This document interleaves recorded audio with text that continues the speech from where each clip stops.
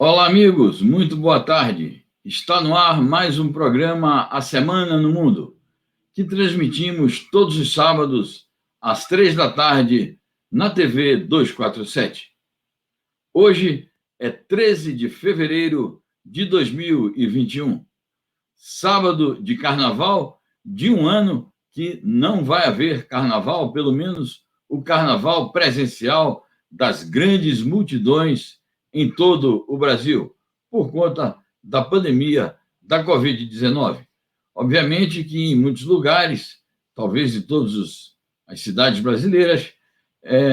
as televisões e os clubes, enfim, todas as organizações sociais e culturais que se envolvem com o carnaval vão promover festas virtuais, vão transmitir carnavais de antigamente, vão ter programações especiais sobre esta que é a grande festa popular do Brasil. Mas, infelizmente, por conta da pandemia, não teremos o carnaval de sempre este ano. Exatamente, meus amigos, daqui a um mês, no dia 13 de março,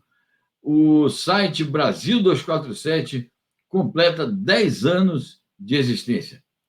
Este é um grande acontecimento da mídia democrática e alternativa e progressista em nosso país. O aniversário de 10 anos do site Brasil 247 e da TV 247 é algo a ser comemorado por todos os democratas e progressistas de nosso país, e no caso do nosso programa, que é dedicado à geopolítica, à política internacional, às relações internacionais, e um programa em que nós defendemos a autodeterminação dos povos, a soberania nacional, a cooperação global, a paz mundial, a democratização das relações internacionais. No caso do nosso programa, nós podemos dizer que o site Brasil 247 e a TV 247 estão incorporados em uma grande luta dos povos e das forças progressistas em todo o mundo, e podemos dizer, portanto, que o transcurso do 10º aniversário do nosso canal e do nosso site representa também algo a ser comemorado por essas forças no mundo todo. E nas celebrações dos 10 anos do Brasil 247, nós temos uma série de iniciativas que estão sendo tomadas, serão anunciadas pouco a pouco, ao longo da nossa programação aqui, nos próximos dias, nas próximas semanas, mas já há algumas novidades, entre elas a criação da página Geopolítica 247 no Facebook. O Brasil 247 já tem uma página no Facebook, onde nós publicamos as nossas notícias, as nossas reflexões, artigos de opiniões, comentários, etc. Temos também um perfil, uma conta no Twitter, em que publicamos também, durante todo o dia e todos os dias, publicamos tudo aquilo que sai publicado no nosso site, sai nessas contas, tanto no Twitter como no Facebook, mas agora nós temos um perfil específico, um mural específico, uma página específica sobre a geopolítica, que é Geopolítica 247. Então, aquele pedido de sempre que a gente faz para que nos acompanhem, para que nos sigam, para que participem da nossa programação, para que nos apoiem, para que sejam assinantes, nós vamos acrescentar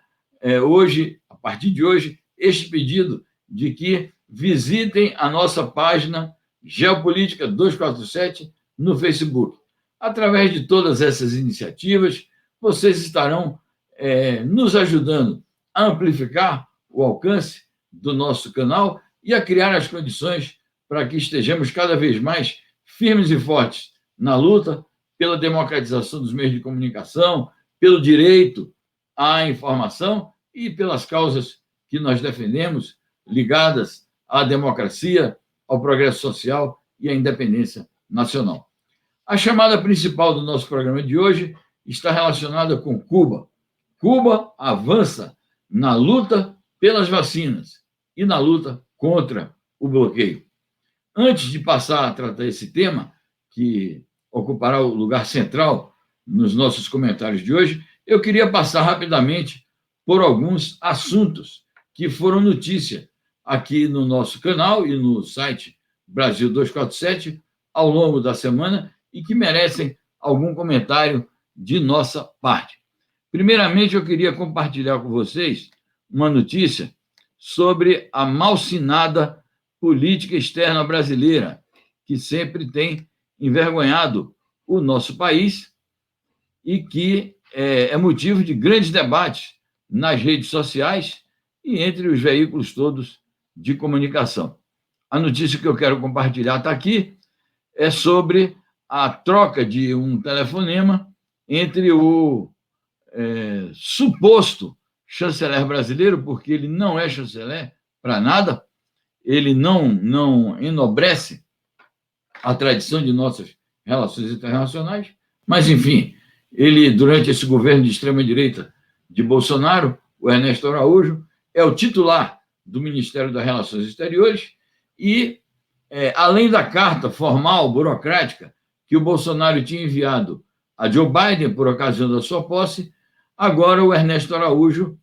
trocou um telefonema com o Antony Blinken, que é o secretário de Estado dos Estados Unidos. Nos Estados Unidos, o secretário de Estado corresponde a ministro das Relações Exteriores. O Ernesto Araújo tenta,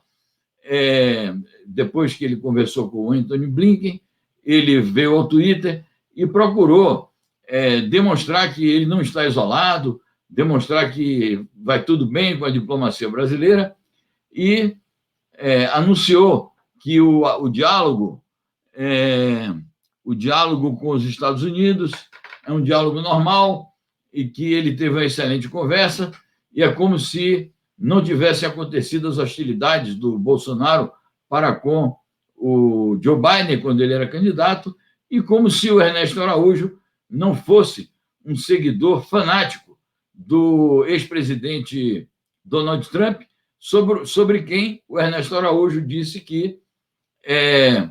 a maior figura do Ocidente, é um homem que está predestinado a salvar o Ocidente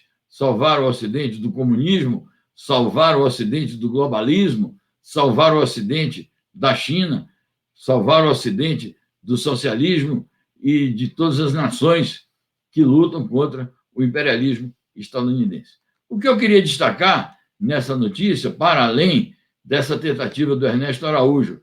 sair do isolamento, é destacar que Estados Unidos e Brasil são aliados históricos. O Brasil é um país que faz parte da área de influência do imperialismo estadunidense, e embora existam diferenças políticas e ideológicas nítidas entre o Bolsonaro e o Joe Biden, e, obviamente, prevejam-se turbulências, pelo menos nos momentos iniciais do governo Biden, porque ele vai levantar essa questão do meio ambiente com força, e a gente sabe que o Bolsonaro é um destruidor do meio ambiente. Muito embora, então, possam haver turbulências, o fato é que não haverá ruptura de relações entre o Brasil e os Estados Unidos, e como a orientação geral do governo de Bolsonaro é entreguista, é antinacional, é antipatriótica, é muito provável, e a sinalização da carta, ainda que fosse uma carta burocrática, do Bolsonaro para o Biden, e agora essa troca de telefonemas entre o Ernesto Araújo e o Antony Blinken,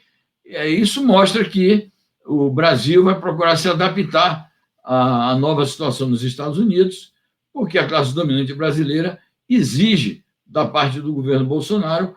que mantenha as relações tradicionais, que nunca foram relações de soberania entre o Brasil e os Estados Unidos, são relações subordinadas em vários terrenos, político, econômico, cultural e também no campo diplomático. De qualquer forma, é um registro importante que eu queria fazer, porque o tema da política externa brasileira pertence a essa esfera maior da geopolítica e é objeto sempre de reflexões e preocupações de nossa parte. Quero trazer para vocês uma outra notícia muito importante, que é sobre o Grupo de Puebla. Vamos compartilhar aqui O Grupo de Puebla é uma articulação de forças democráticas e progressistas no âmbito latino-americano. Deixa eu ver aqui se a gente compartilha. A notícia está aqui. Só um minutinho. Está aqui, ó. O Grupo de Puebla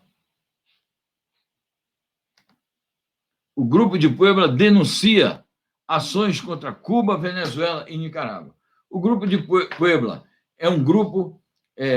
de forças políticas progressistas, do qual fazem parte ex-presidentes, ex-ministros, presidentes que estão com titularidade atual, ministros atuais, ex-parlamentares, parlamentares atuais, e que luta pelas ideias progressistas na América Latina, nomeadamente a democracia, a soberania nacional, o anti-imperialismo, o diálogo entre povos, a integração latino-americana e caribenha. E este Grupo de Puebla, ele acaba de aprovar uma resolução em que, entre outros assuntos importantes, destaca a luta contra as perseguições, contra as ações intervencionistas que o imperialismo toma relativamente a Cuba, a Venezuela e a Nicarágua. Ainda se espera um pronunciamento mais sólido e mais consistente por parte do governo Biden sobre que conduta os Estados Unidos manterão em relação a esses países, que são países revolucionários e muito queridos em toda a América Latina e em toda a região caribenha. Então, eu diria até que, de uma maneira preventiva, o Grupo de Puebla se pronuncia exigindo que os Estados Unidos respeitem a soberania desses países e parem com ações intervencionistas. Isso, obviamente, que vale como um apelo democrático também à nova administração estadunidense para que se oriente numa direção contrária à direção que tem se orientado, sobretudo nos últimos anos do mandato do Donald Trump. Quero destacar, e é muito importante isso, que o Grupo de Puebla, nesse manifesto, ele se dedica também à discussão sobre temas ligados ao combate à pandemia da Covid-19, como não poderia deixar de ser, defende a cooperação internacional, defende a urgência das vacinas, defende, obviamente, o acesso dos países latino-americanos e caribenhos às vacinas e faz uma crítica bastante contundente ao neoliberalismo, assinala o fracasso do neoliberalismo e, de alguma maneira, fazendo eco às declarações que nós vamos comentar também do ex-presidente equatoriano, Rafael Correa, que destacou, e eu já vou compartilhar essa notícia com vocês, que destacou numa entrevista que nós publicamos, inclusive, no nosso canal, na nossa página, no nosso site, Brasil 247, em que o Rafael Correa destaca Deixa eu buscar aqui a notícia que fica mais fácil para a gente dialogar a respeito. Está aqui. Rafael Correa diz que a esquerda avança na América Latina porque o neoliberalismo fracassou. Uma notícia muito importante que corresponde a uma entrevista que o ex-presidente equatoriano Rafael Correa concedeu à Folha de São Paulo e nós repercutimos no site Brasil 247, e ele dá essa entrevista logo após uma vitória importante do seu candidato, o Andrés Arauz, que foi guindado à posição de primeiro colocado na eleição de domingo último, presidencial, no Equador. É um vencedor dessa eleição, vai para o segundo turno. No segundo turno, ele vai enfrentar ou o neoliberal, banqueiro e representante do capital financeiro internacional, esse Guilherme Lasso, que já foi derrotado duas vezes, inclusive na última eleição, ou vai enfrentar esse que se apresenta como ecossocialista, como indigenista e como suposto líder dos indígenas, esse Iaco Pérez, e que setores da mídia estão dizendo que ele é um cara de esquerda e que o segundo turno da eleição equatoriana poderá ser entre duas candidaturas de esquerda. Falso. O Iaco Pérez, como denuncia o ex-presidente Rafael Correa, ele é um falso líder indígena. Ele, claro, ele tem origem indígena, mas é falso no sentido de que ele não representa os autênticos interesses das comunidades indígenas, andinas, e especificamente equatorianas, e ele é incensado pelas organizações não governamentais do imperialismo, e não tenham dúvida de que, se for ele o que vai para o segundo turno para disputar contra o André Arauz, ele vai ser apoiado pelo imperialismo, vai ser apoiado pela oligarquia e seu representante, os grandes jornais e os grandes meios de comunicação da mídia corporativa e empresarial. Mas é muito importante que o presidente Rafael Correa tenha dito isso, que a esquerda avança na América Latina e no Caribe, e esse avanço está relacionado com o fracasso do neoliberalismo. E é exatamente o fracasso do neoliberalismo que pode e deve levar também à derrota do Bolsonaro aqui em nosso país, em 2022, quando se espera que as forças democráticas, progressistas e de esquerda no Brasil consigam ter uma candidatura capaz de derrotar esse projeto de tirania e de extrema-direita que é representado pelo Bolsonaro. E a tendência de vitória do candidato Andrés Arauz confirma a tendência que se verifica ultimamente e que está em curso na região de vitórias, passo a passo, vitórias eleitorais da esquerda. Nós já tínhamos tido a vitória do Andrés Manuel López Obrador, no México, a vitória do Alberto Fernandes, na Argentina, tivemos recentemente a vitória do Lúcio Arce, na Bolívia, que derrotou o golpe da direita e do imperialismo. Nós tivemos uma eleição recentemente no Uruguai, em que a Frente Ampla, em que participam socialistas e comunistas, forças democráticas e populares e anti-imperialistas, ganhou as eleições na capital. Montevidéu continua governando os destinos daquela cidade importante do Uruguai, a capital do Uruguai, e, portanto, caso o Andrés Arauz realmente confirme o seu favoritismo, nós podemos estar dando passos importantes para abrir um novo ciclo progressista em nossa região. Então, fica aí o registro em relação ao Grupo de Puebla, em relação a essa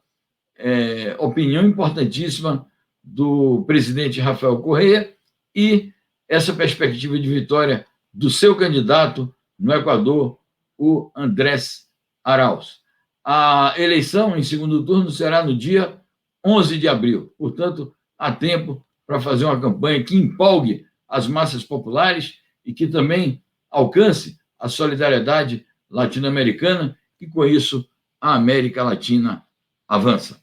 Bom, meus amigos, eu queria ainda rapidamente me referir ao impeachment do Trump. O impeachment deu mais um passo na quinta-feira, com a apresentação de todos os argumentos da acusação, e agora, na sexta, começaram a ser apresentados os argumentos da defesa do Trump, e vamos ver como esse processo vai avançar nos próximos dias. Não é fácil o impeachment e a perda dos direitos políticos do Trump, porque depende de um score que os democratas sozinhos não vão alcançar. Eles podem alcançar os 50 votos, mas eles precisam de 22 votos dos republicanos, e até agora há apenas 5 republicanos que declararam que vão votar no impeachment do Trump. De qualquer maneira, é interessante observar que, nesses mesmos dias em que está transcorrendo o processo de impeachment, surgiram denúncias gravíssimas que imputam mais acusações e mais crimes ao Donald Trump, na medida em que ficou patente que o Trump é responsável por, no mínimo, 40% das mortes causadas pela Covid-19 nos Estados Unidos. Por quê? Porque ele foi negacionista o tempo todo, ele não cuidou do sistema sanitário estadunidense, não cuidou da questão das vacinas, e agora o país está correndo atrás, vem vacinando em massa, mais de 1 milhão de pessoas por dia vêm sendo vacinadas, mas o mal está feito e o Trump precisa ser responsabilizado. E o fato de essas denúncias terem vindo à tona nos últimos dias agrava, obviamente, as acusações que criam um ambiente de rechaço, de repúdio a esse que foi um dos piores presidentes da história de todos os Estados Unidos da América ao longo de todos esses anos aí, desde a independência dos Estados Unidos e a constituição do país como uma república que se pretende democrática, mas que, obviamente, é um sistema democrático bastante defeituoso e que, ao agir como uma potência imperialista, só prejudica os interesses dos povos. Mas seria uma boa lição se o Trump fosse punido com impeachment e tivesse os seus direitos políticos cassados, porque isso, de alguma maneira, seria um golpe importante na ofensiva da extrema-direita nos Estados Unidos e no mundo. Bom, meus amigos, eu agora vou me deter um pouco sobre o assunto que nos chama, principalmente aqui hoje, que é o assunto Cuba.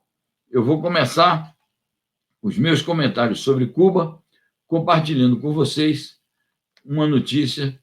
sobre a luta dos povos, a luta de organizações sociais, a luta de organizações políticas em torno da questão do bloqueio contra Cuba. Então, eu vou compartilhar a notícia aqui para vocês verem na tela e me acompanharem de alguma maneira nesses comentários. Vamos ver aqui onde é que está. Está aqui, ó.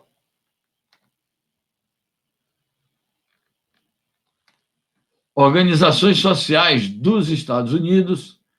pedem a Biden o fim do bloqueio a Cuba. Isso se reveste, meus amigos, de grande importância política para Cuba, para os Estados Unidos e para toda a América Latina. O fato de que organizações sociais dos Estados Unidos estejam se dirigindo no começo do mandato do Joe Biden para pedir a ele, são duas reivindicações básicas, que ele anule as 242 medidas tomadas arbitrária e unilateralmente pelo ex-presidente Trump, que agravaram o bloqueio contra Cuba. E, em segundo lugar, ou ligado a isso, como decorrência disso, que tome medidas para acabar de uma vez por todas com o bloqueio estadunidense a Cuba. Interessante que uma das observações que essas organizações políticas fazem na carta endereçada ao Biden é algo que coincide com um comentário que eu fiz aqui em um programa anterior. Eu até fiz uma brincadeira que o Biden, todo dia, vai fazer aquela coreografia, ele senta naquela mesa, uma mesa bonita, de madeira de lei, toda entalhada, e bota lá 10 pastas de couro, 10 canetas, e assina ordens executivas, que é como se chama nos Estados Unidos, o que aqui no Brasil a gente chama de decreto presidencial. E eu dizia assim, basta uma ordem executiva, não preciso de 10 pastas, basta que o assessor leve para lá, está aqui o presidente, uma pasta e uma caneta, e ele assine uma só ordem executiva, e que essa ordem executiva dissesse: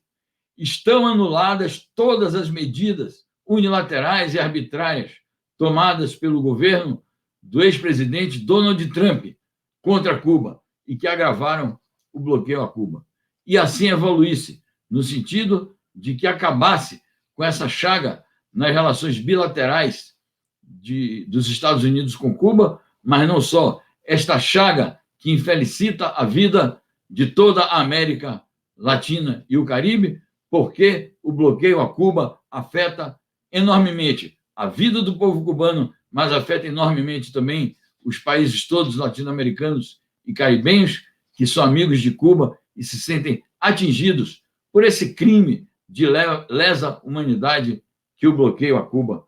constitui. Quero lembrar, meus amigos, que tenho aqui essa anotação: denúncias recorrentes feitas pela diplomacia cubana em documentos que foram apresentados e aprovados pela ONU em sucessivas resoluções da Assembleia Geral das Nações Unidas. Denúncias de que documentos aprovados contra o bloqueio a Cuba.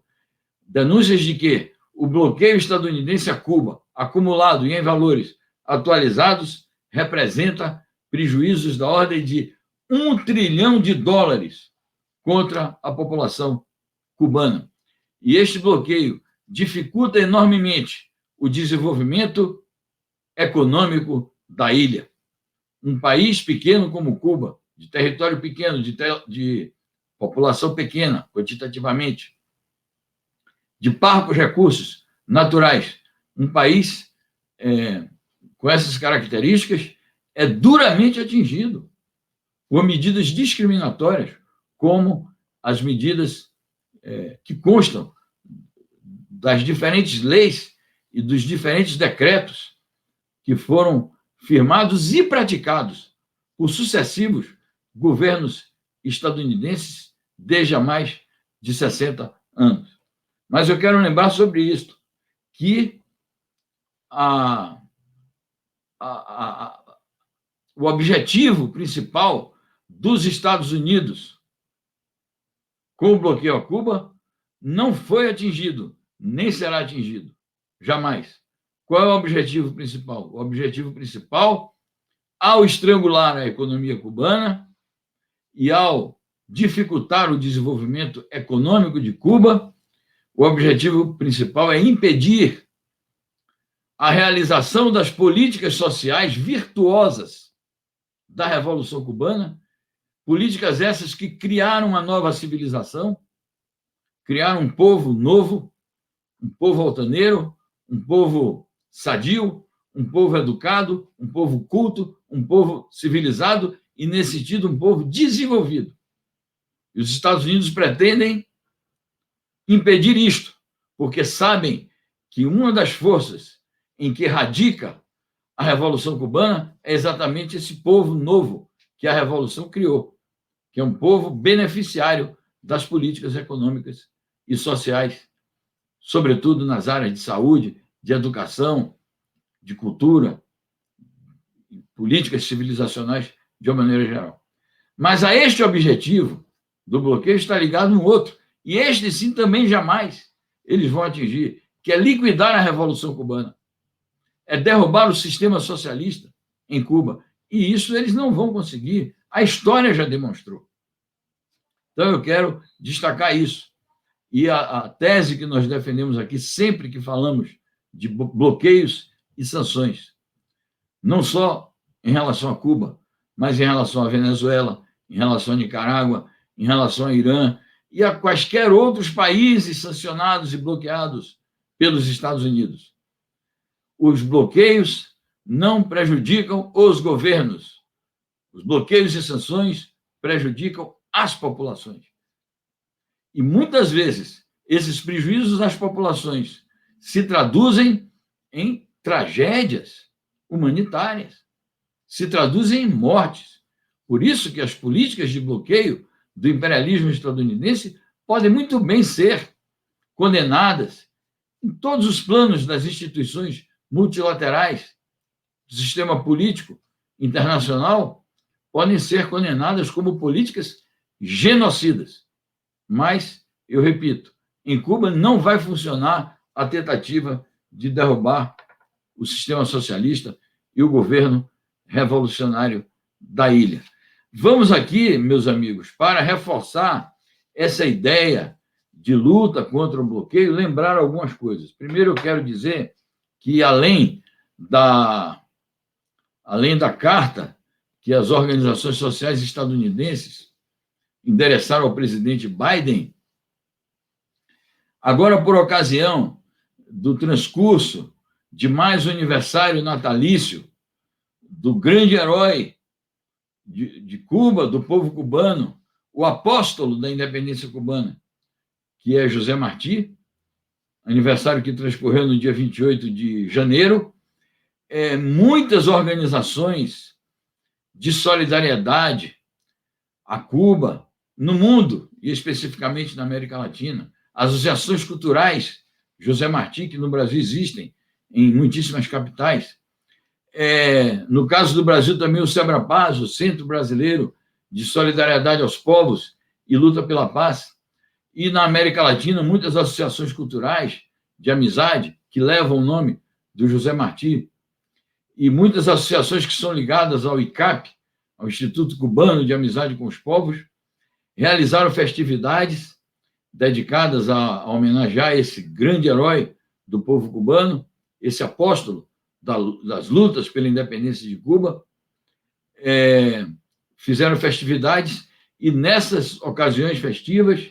nesses momentos, apesar da pandemia que dificulta que se façam eventos presenciais, mas foram feitos eventos virtuais, e foram articulados documentos parecidos com este. E a gente tem informação de que há cartas de diferentes entidades amigas de Cuba, solidárias a Cuba, cartas que estão sendo endereçadas ao presidente Joe Biden, solicitando o mesmo que as organizações sociais estadunidenses solicitaram: a anulação das medidas, das 242 medidas unilaterais do Trump, e o levantamento do bloqueio. Dito isso, eu quero lembrar ainda fazer uma retrospectiva dessa questão das relações dos Estados Unidos com Cuba, porque esse tema vai entrar na ordem do dia e é preciso que as pessoas estejam bem informadas. No dia 17 de dezembro do ano de 2014, os presidentes de Cuba e dos Estados Unidos, na época, respectivamente, o comandante general de exército e líder do Partido Comunista de Cuba, e naquela altura, presidente da República de Cuba, general de exército Raul Castro, e dos Estados Unidos, Barack Obama, conversaram por telefone. E nessa conversação decidiram reatar as relações, abrir um processo de reatamento de relações. No dia 20 de março de 2016, portanto, um ano e poucos meses depois, 1 ano e 4 meses depois, o então presidente Barack Obama fez uma visita a Cuba, foi acolhido respeitosamente pelo governo de Cuba, pela população cubana. E nesse período aí, foram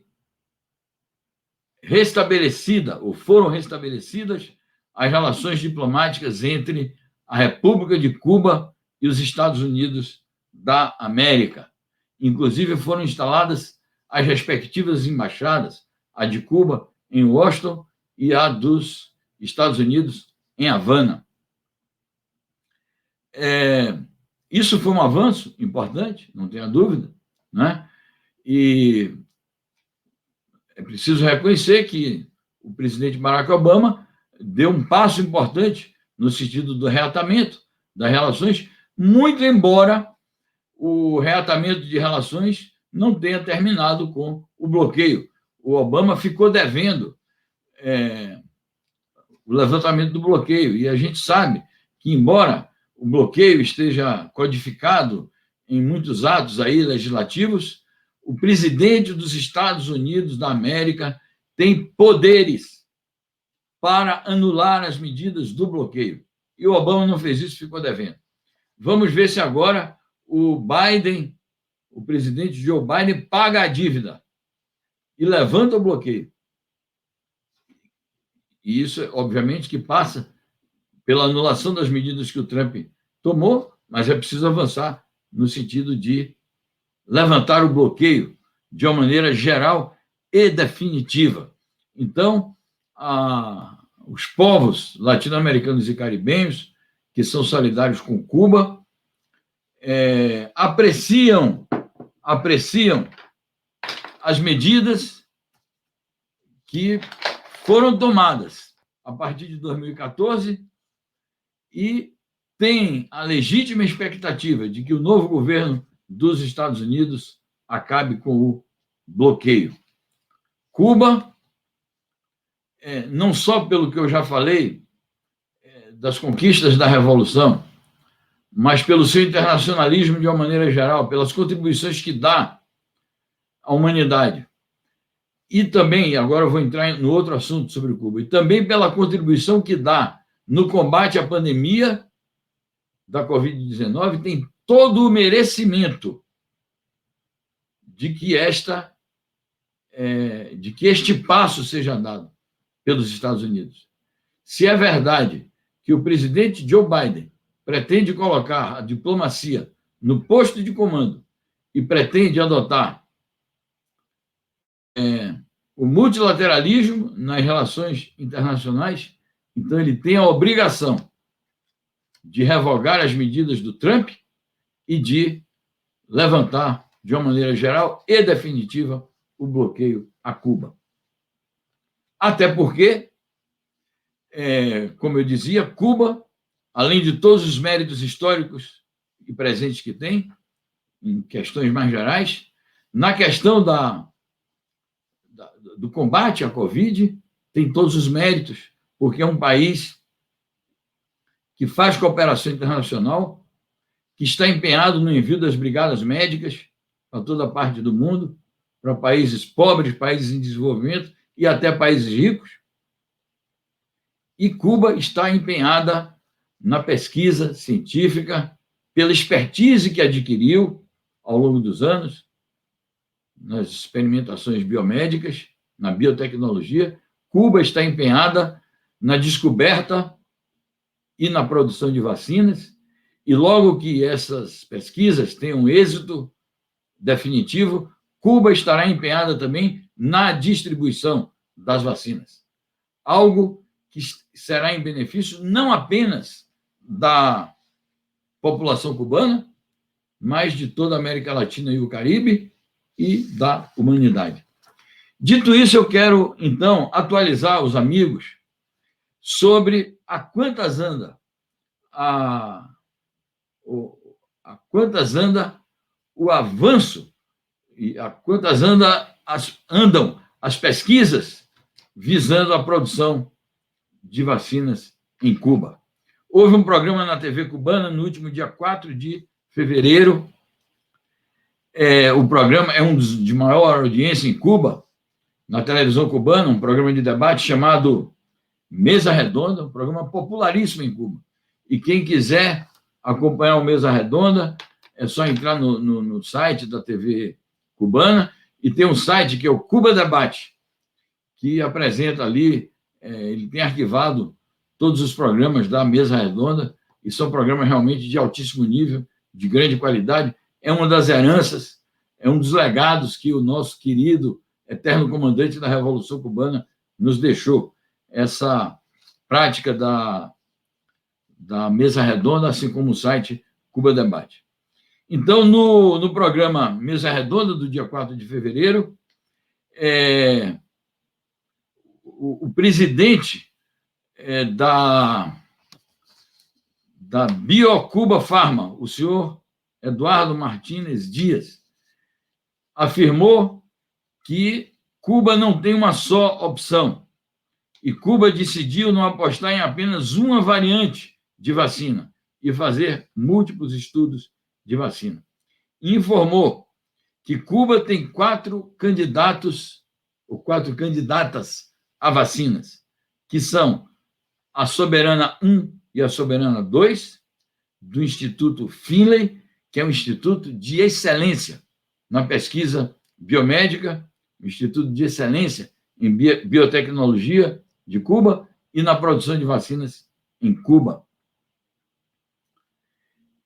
E além dessas duas, a Soberana 1 e 2, tem as vacinas Abdala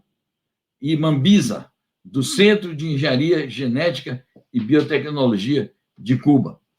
Foi informado no programa que a vacina Soberana 2 está ingressando na fase 3 dos ensaios clínicos que é a mais importante e decisiva. E que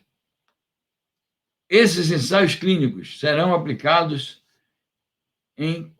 42.600 voluntários, em 2 doses mais uma. E que, para esta fase, já está assegurada a produção de 150 mil doses e esta semana foi anunciada a produção exatamente dessas 150 mil doses que servirão para desenvolver os ensaios de fase 3.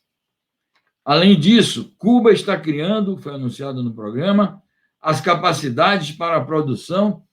de 100 milhões de doses da vacina Soberana 2. Nós já tínhamos falado sobre isso aqui,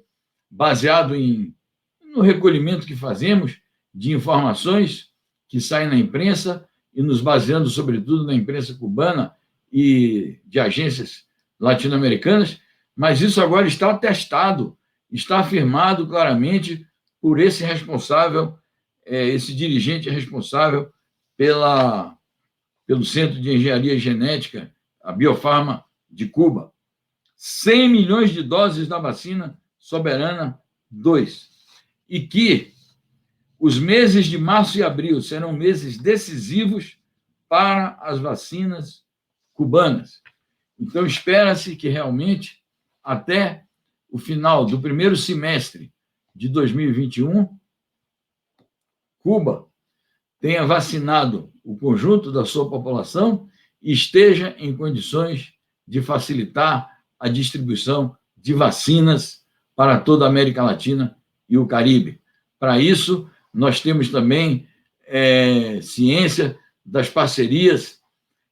e da presença cubana na OPAS. Cuba ocupa um lugar importante, uma diretoria executiva na OPAS, que é a Organização Pan-Americana de Saúde, que vem a ser o ramo das Américas da Organização Mundial de Saúde. Aliás, o ano passado, quando Cuba foi eleita para esse órgão, os Estados Unidos, o governo Trump, travou uma luta ferrenha para impedir que Cuba fosse eleita. E Cuba foi eleita para ocupar um posto executivo na Organização Pan-Americana de Saúde. Então, meus amigos, passo a passo, Cuba avança em relação à produção das vacinas, com as suas 4 candidatas, e uma delas, que é a Soberana 2, já na fase de ensaios clínicos, na fase 3 de ensaios clínicos, e tudo indica que o êxito estará assegurado e que Cuba dará mais esta contribuição à luta contra a pandemia de Covid-19 no mundo. Esta é uma razão a mais que deveria sensibilizar as autoridades estadunidenses e, pessoalmente, o presidente Joe Biden e seu secretário de Estado, Antony Blinken, a pôr, em definitivo, um final no bloqueio a Cuba, porque Cuba é um país que revela estar comprometido com a cooperação global na luta contra a Covid-19. Dito isso, é preciso fazer um esclarecimento, porque foi anunciado que Cuba, uma vez que tem a vacina, e as vacinas habilitadas com capacidade de serem aplicadas nas pessoas, que os turistas que chegarem em Cuba vão ter acesso às vacinas cubanas e poderão ser vacinados ali. E logo começaram a aparecer notícias e vídeos dizendo que Cuba está recebendo os turistas e já está promovendo a vacinação, e começaram a aparecer notícias de que vão ser organizados voos charters para Cuba, e na verdade, isso foi uma espécie de provocação, porque, efetivamente, Cuba não está ainda com as vacinas prontas. Então, divulgar isso antes da hora não é algo que favoreça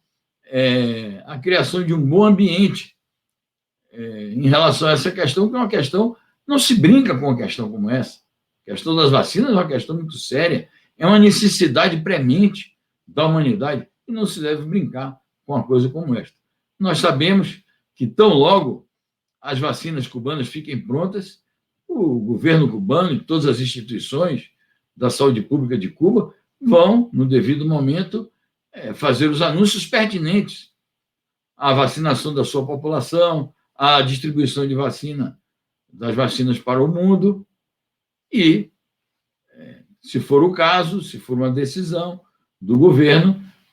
anunciar no momento certo essa questão relativamente a como serão vacinados os turistas em Cuba. Esse é um esclarecimento importante que eu queria fazer e, com isso, nós vamos encerrar o nosso programa.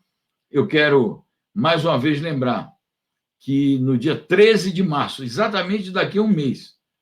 o site Brasil 247 completa 10 anos de existência. Uma conquista importantíssima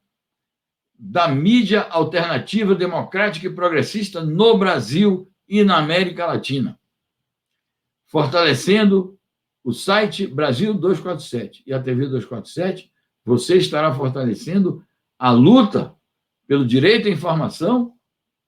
e não só, ou mais ainda, estará fortalecendo a luta pela democracia no Brasil, contra a extrema-direita no Brasil,